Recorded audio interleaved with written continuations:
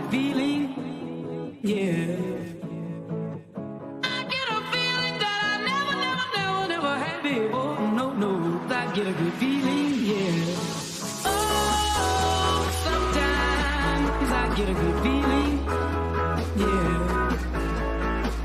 I get a feeling that I never had before. No, I get a good feeling, yeah.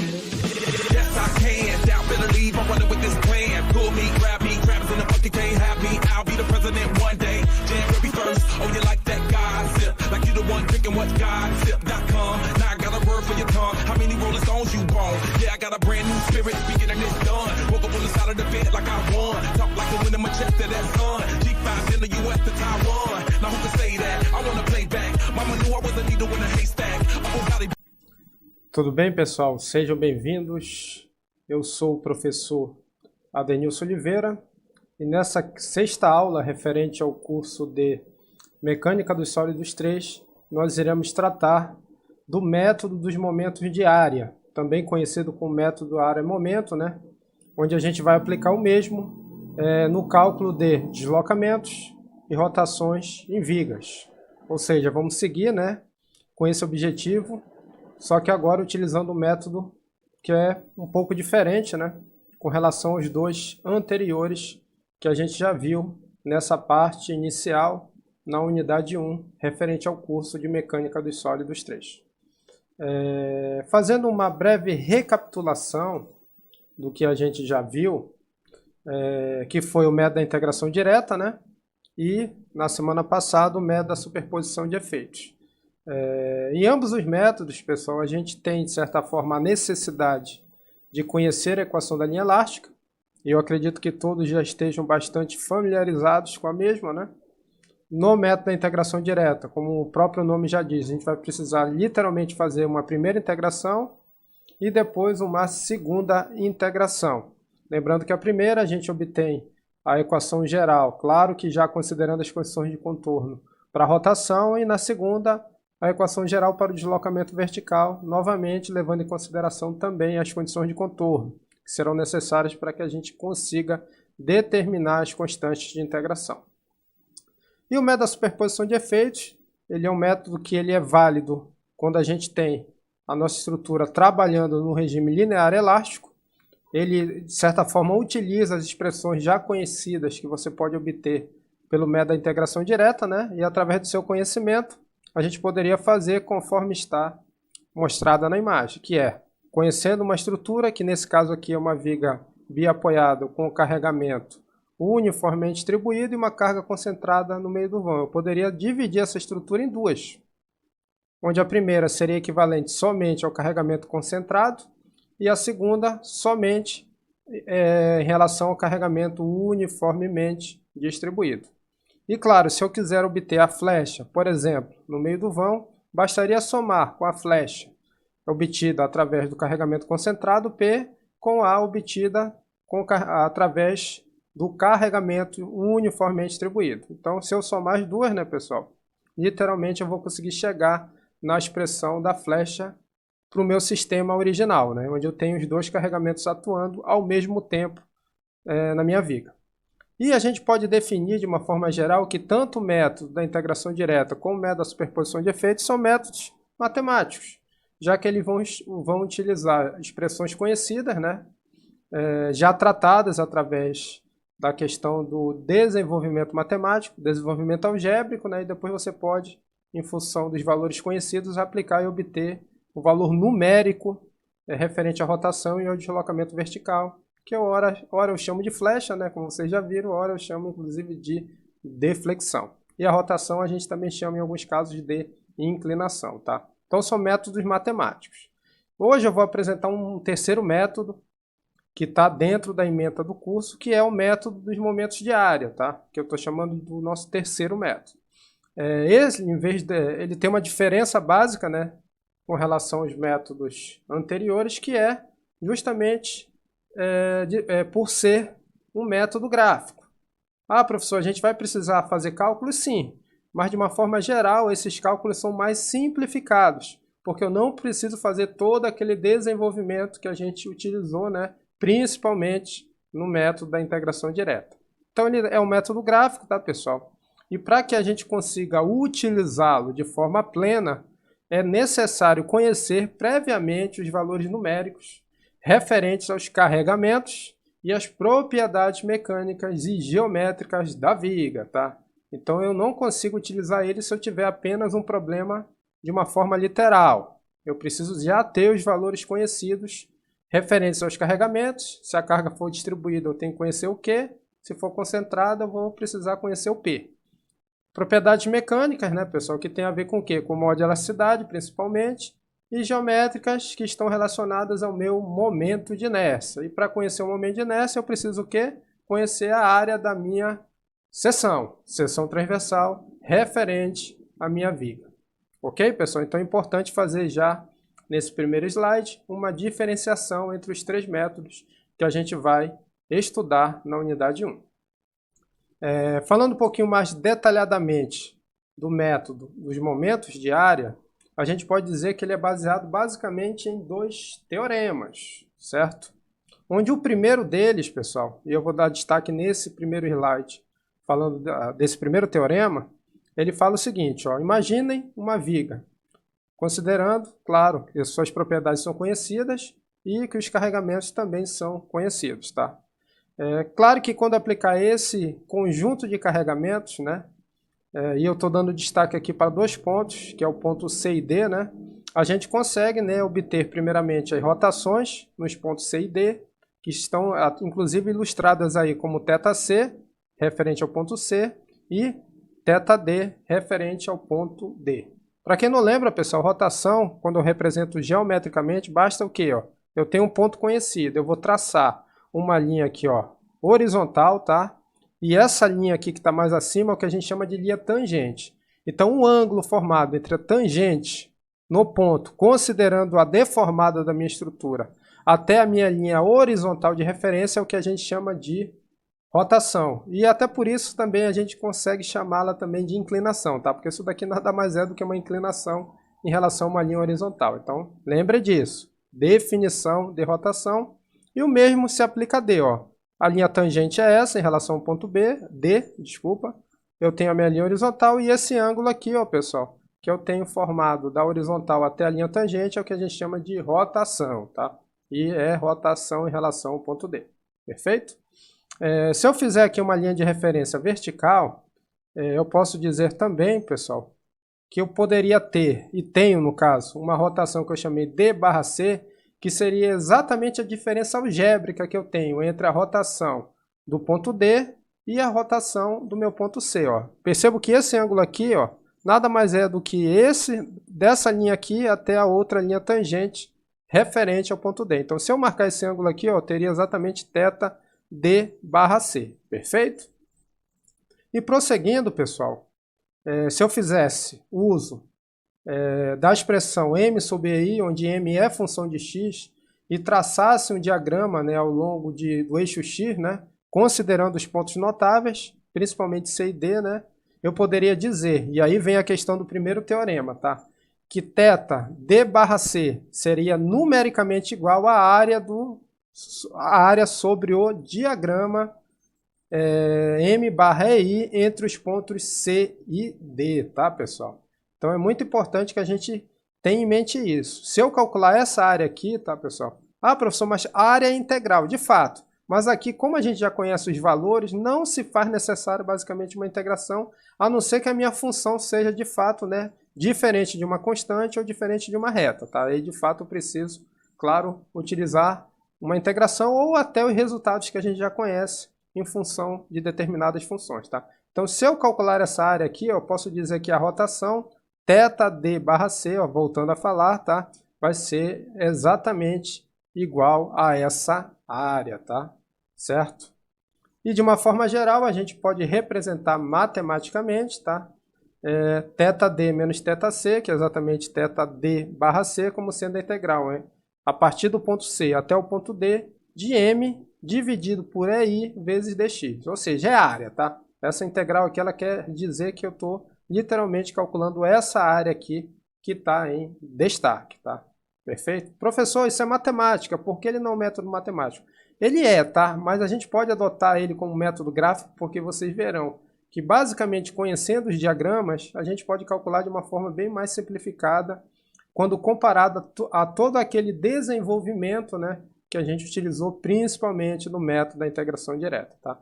Ele é matemático, mas ele tem uma tonalidade gráfica bem interessante e a gente vai ver aí ao longo das atividades. Esse é o primeiro teorema, tá, pessoal? Certo? Perfeito? Tá claro? Eu acredito que sim. O segundo teorema, tá? E eu até aproveito as imagens do slide anterior, né? Vai ter a ver, é claro, com a flecha, né? Já que a gente já entende e já conhecemos a forma de calcular uma rotação relativa a 2 pontos, né? A diferença, pelo menos. Então eu faço aqui novamente, eu estou substituindo aquela imagem das rotações por uma imagem aqui onde eu vou ter um deslocamento dt, tá? Que vocês consigam perceber que é um deslocamento relativo ali que eu tenho, né? Considerando esse incremento de θ, tá? Certo? E aí, ó, se eu fizer literalmente uma equação geométrica, né, que está relacionando tanto dθ como dt, né? Eu posso dizer que se x1 aqui, ó, estão vendo aqui na horizontal, eu posso relacionar x1 com dt e dθ através dessa expressão aqui, ó, onde dt vai ser igual a x1 vezes dθ, tá? Ó. Percebam aqui que ele está fazendo exatamente esse tipo de relação, tá? Arco e ângulo, né? Vocês conhecem essa relação aproximada, tá? E outra consideração importante, pessoal, é que se eu fizer novamente o gráfico relacionando agora esses pontos P e P', tá? Vocês conseguem visualizar aqui, ó. Eu teria aqui uma base para essa área, né, que eu estou chamando de dx, tá? E eu posso dizer de forma efetiva, ó, que dt seria igual a x1, que multiplica m dividido por ei vezes dx, tá? Ou seja, eu estou substituindo aqui, ó, dθ por o quê? Por m dividido por ei vezes dx, tá? Isso daí é normal porque a gente já sabe, através da equação da linha elástica, que isso é factível. Só evidenciando aqui essa substituição, tá?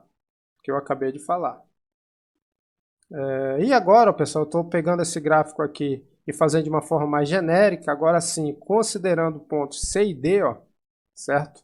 Onde eu estou representando ali um TC barra D, que seria uma distância vertical, né, da minha equação, da minha deformada até um ponto C', tá? E essa área, ela tem um X barra, que é um ponto relativo ao seu centroide, né, que eu estou chamando de X barra 1, relacionado à posição C, tá?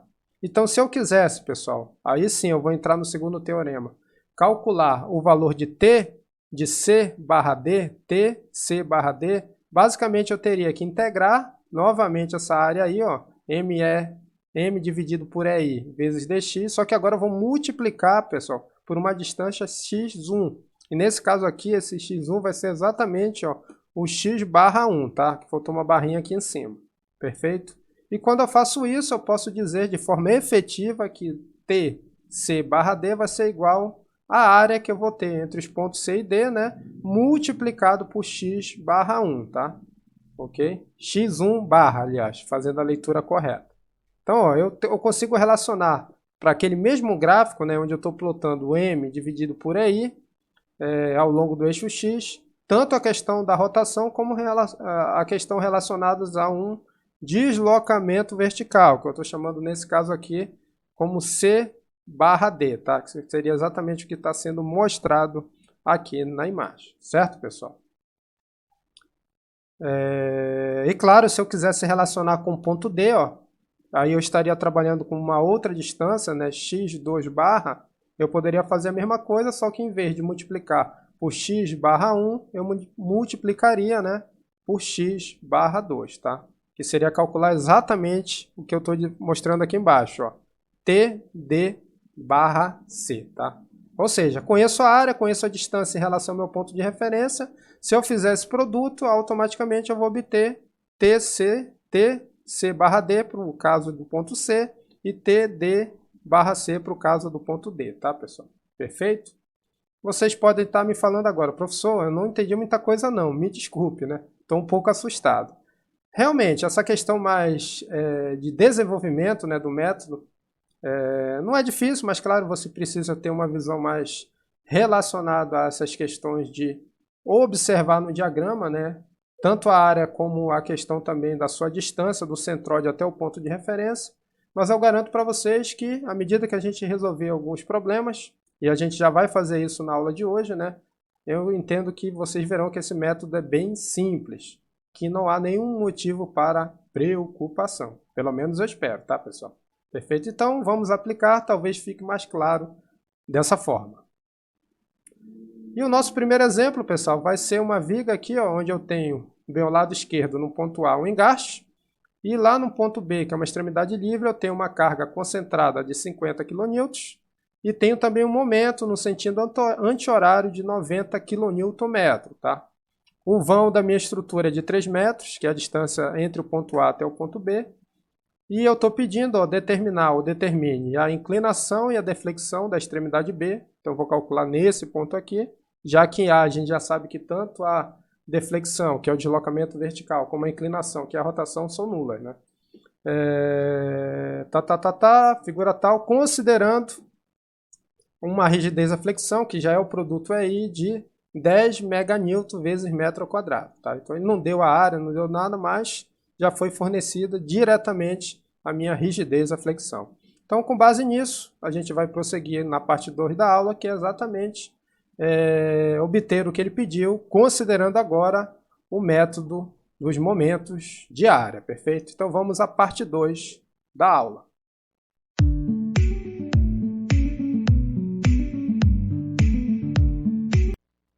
Então, pessoal, dando prosseguimento, né, a resolução da nossa atividade, utilizando o método dos momentos de área. Eu já estou transformando a nossa estrutura, né, num diagrama de corpo livre, né, que vocês conhecem como DCL, onde no mesmo a gente já pode concluir que as reações de apoio lá no engaste serão a reação vertical, que eu chamei de RA, igual a 50 kN, e claro, o momento, que eu chamei de MA, equivalente a 60 kN, tá? Isso daí vocês conseguem obter facilmente fazendo uso das equações de equilíbrio por ser um sistema isostático, tá? Como eu já estou representando o meu momento no sentido anti-horário, né, que ele vai ocorrer dessa forma para poder equilibrar os 90 kN e o momento devido à carga de 50 kN, eu não preciso colocar negativo, tá? Aí eu já estou representando nesse sentido, não teria problema nenhum, tá bom? E claro, pessoal, para a gente poder aplicar o método dos momentos de área, a gente vai precisar novamente criar o diagrama, né? Que eu tenho referente ao momento que atuará numa determinada seção da minha viga, tá? Então eu posso novamente aqui, ó, quebrar a minha estrutura olhando somente um lado e obter olhar para o lado esquerdo. E posso concluir também, considerando nesse equilíbrio agora que eu estou fazendo em relação a essa seção indicada pela linha tracejada, considerando positivo o sentido horário, né? Aí eu teria menos 60, tá? Mais 50, que multiplica a distância até a seção, que é x. Então essa é a minha função de x, que vai descrever os valores do momento fletor ao longo do eixo, tá? Perfeito? Posso inclusive fazer a representação desse diagrama, já que ele será útil, né, para a gente poder calcular efetivamente, né, os valores para rotação e deflexão, considerando o método da área e momento, tá? Ou dos momentos de área.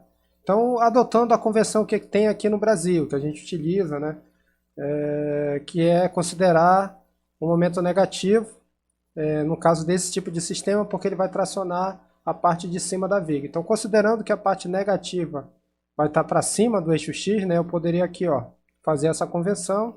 Em alguns livros vocês vão achar o contrário, tá? Principalmente nos livros que estão nas nossas referências, como o Beer Johnson e como o próprio Hibbeler. Então, mas não tem nenhum problema, é uma convenção. Você só, de fato, não precisa confundir, né? Se você não confundir, a sua convenção vai estar correta. Você precisa analisar dessa forma. Eu estou seguindo o padrão BR, que inclusive se você plotar no F2, você verá que ele fará o diagrama exatamente considerando esse tipo de convenção. Então, ó, fazendo aqui, a gente já sabe que lá em cima a gente tem uma equação da reta, né? Menos 60 mais 50x é uma equação de uma reta. E substituindo os valores de x, quando x for igual a zero, né, pessoal? Já fazendo aqui a representação dos pontos, eu terei menos 60 kN/m, tá? E claro, quando x for igual a L, que L é igual a 3, né? Eu terei lá embaixo, positivo, né? Menos 60 no ponto A, claro, né? E lá no ponto B, positivo 90 kN/m, tá? Fica 50 vezes 3, menos 60, exatamente 90 kN/m. Já fazendo aqui. E o ponto, pessoal, onde ele é nulo, né? Que eu tenho o cruzamento aí com o eixo x, é exatamente o que eu achei aí através da equação, quando eu zero o valor de mx, né? Que é 6/5, que nada mais é do que 1,2 metros, tá? Bem tranquilo. E claro que sobrou para o outro lado, né? 3 menos 1,2, exatamente 1,8 metros. Então vamos lá, pessoal. Fazendo uso do primeiro teorema, né? Onde a gente viu que para calcular a rotação θ B barra A, né? Basicamente é você fazer a diferença entre a rotação do ponto B menos a rotação do ponto A, tá? Certo? Que seria, conforme o teorema, né, igual à área que eu teria, né, somando essas duas áreas que eu chamei de A1 e de A2, tá? Ou seja, a área desse primeiro triângulo e daquele segundo triângulo, tá? Ó, esse aqui, perfeito, pessoal? Ó, que eu teria aqui, que eu vou colocar um A1 aqui, né? E a área desse triângulo aqui, aliás, desse aqui de cima, tá? Ó. Vão acompanhando aqui o movimento do mouse. Então, essa área aqui mais essa, né? E fazendo o cálculo das mesmas, é simples, são triângulos, eu não vou detalhar esse cálculo, é bastante trivial, né? Vocês irão obter 4,5, 10 elevado a menos 3. Lembrando que a área não tem área negativa, tá? Nesse caso aqui você vai calcular considerando os valores absolutos. E claro, né, pessoal, como eu sei que θA, ou seja, a rotação lá no ponto A é nula, né? Eu posso dizer obrigatoriamente que θB vai ser igual a 4,5, 10 elevado a menos 3 radianos. Lembrando que a gente costuma medir, né, essas inclinações, essas rotações em radianos, tá bom? Perfeito, pessoal? Ficou claro aí? Eu acredito que sim, né? Percebo que há uma facilidade porque você basicamente precisa conhecer o gráfico, né? E claro, né, em função do gráfico vocês calculam as áreas e tendo as áreas você acha a diferença. E como a gente já conhecia que no ponto A a rotação é nula, basicamente a gente obtém diretamente o valor de θB, que é a rotação, que é máxima nesse caso, né, que vai ocorrer lá na extremidade. Certinho? Bem, pessoal, agora a gente já calculou a rotação no ponto B e para fechar a questão nós precisamos calcular o deslocamento vertical no ponto B, né? E aí a gente vai fazer uso novamente do diagrama de momento, né, considerando a sua variação ao longo do eixo X, e a gente já até construiu o mesmo anteriormente, né? Só que agora a gente já sabe que eu chamei isso aqui de A1, né? E aquela outra área lá de A2. Agora eu fiz uma animação que tornou bem claro a questão da representação dessas duas áreas.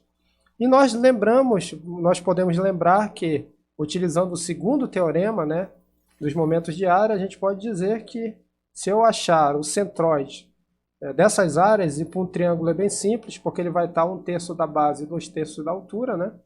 Eu poderia, logicamente, fazer, né? Já estou até indicando aí algumas posições. Ó, se eu quiser calcular a deflexão lá no ponto B, eu vou pegar a área 2 e vou multiplicar com 0,6, tá? Que seria 1/3 da altura, que é igual a 1,8 metros para esse triângulo, tá?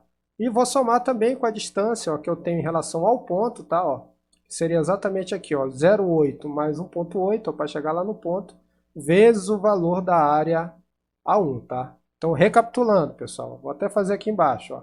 Para mim calcular essa diferença, né, que eu vou ter de flechas aqui do ponto B para o ponto A, que eu chamei de TB barra A, eu vou pegar a área 1, certo? Vou multiplicar com a distância do centroide da mesma até o ponto de interesse, que é o B. Por isso que aqui ficou 2,6, ou seja, 0,8 mais 1,8 metros.